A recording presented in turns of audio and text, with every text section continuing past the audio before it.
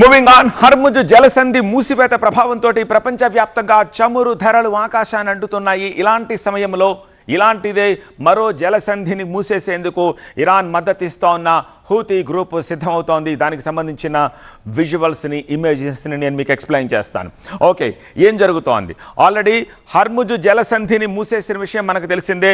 ఇది Gulf of Persia, అది Gulf of Oman, ఆ మధ్యలో ఉన్న హర్ముజ్ జలసంధిని మూసేసింది.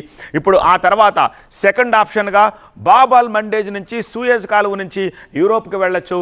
దాన్ని కూడా ఒకవేళ ఈ బాబ్ అల్ మండేజ్ దగ్గర హూతీ గనక అడ్డుకుంటే మనకున్న ఆప్షన్, మనకే కాదు, చైనా, జపాన్, ఇండియా, శ్రీలంక, ఈ గల్ఫ్ ప్రాంతాల నుంచి ఉన్న ఒకే ఒక ఆప్షన్ ఆల్ టుగెదర్ శ్రీలంక నుంచి, ఈ అరేబియా సముద్రం నుంచి, ఆఫ్రికాలోని గుడ్ హోప్ నుంచి, అక్కడి నుంచి చుట్టూ తిరిగి ఇక్కడికి వెళ్లాల్సిన అవసరం కనిపిస్తోంది. ఎంత దూరం ప్రయాణించాలి, ఎన్ని రోజుల సమయం పడుతుంది? ఈ బాబ్ ఆఫ్ అల్మండబ్ ఎర్ర సముద్రాన్ని గల్ఫ్ ఆఫ్ ఏడెన్ హిందూ మహాసముద్రంతో కలుపుతుంది. యూరోప్, ఏషియా మధ్య సూయజ్ కాలువ గుండా వెళ్ళే ఏ నౌకైనా సరే, సూయజ్ కాలువ ఈ టాప్లో ఉంటుంది, అక్కడి నుంచి వెళ్ళే ఏ నౌకైనా సరే జలసంధిని దాటి వెళ్లాల్సి ఉంటుంది. ఒకవేళ ఈ బాబ్ ఆఫ్ మండబ్ దీన్ని గనక పూసేస్తే, హూతీ గనక అడ్డుపడితే, కేప్ ఆఫ్ గుడ్ హోప్ గుండా మనం కింద నుంచి చుట్టూ తిరిగి వెళ్లాల్సి వస్తుంది.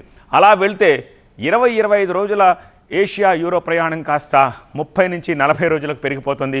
సుమారు 12% ప్రపంచ వాణిజ్యం, 10% ఆయిల్, ఎల్ఎన్జీ రవాణా ఈ కారిడార్ ద్వారానే జరుగుతూ ఉంటుంది. సో సమయం ఎక్కువ పడుతుంది, డబ్బు కూడా ఎక్కువైపోతుంది. ఎంత ఎక్స్పెన్సివ్ అయిపోతుందంటే, ఒకవేళ బాబ్ అల్ మండబ్ జలసంధిని హూతీలు మూసేశారా, ప్రపంచ వాణిజ్యంపై ఇప్పుడు పెను ప్రభావం పడబోతోంది. ఇప్పటికే హర్ముజ్ జలసంధి మూసివేత, ఆయిల్ ఎగుమతుల అంతరాయం ఇవన్నీ జరిగి క్రూడ్ విపరీతంగా పెరిగిపోయింది. ఇప్పుడు బాబ్ అల్ మండబ్లో కూడా ఎలాంటి సిచ్యువేషన్ ఉందో మనకు తెలుసు. సో కంటైనర్ షిప్పింగ్పై ప్రభావం పడి ఇంధన ధరలు మరింత పెరిగిపోతాయి. గ్లోబల్ సప్లై చైన్ కూడా తెగిపోయే ప్రమాదం కనిపిస్తోంది. ఏషియా, యూరోప్ మధ్య రవాణా అయ్యే ఈ ఎలక్ట్రానిక్స్, మిషనరీ, ఆహార ఉత్పత్తులు, కన్స్యూమర్ గూడ్స్ సరఫరాలో జాప్యం ఏర్పడుతుంది. వేల కోట్ల రూపాయల ఎక్సెస్ ఫ్యూయల్కి, అలాగే డిలే అయిన కారణంగా ఎక్సెస్ పే చేయాల్సి ఉంటుంది.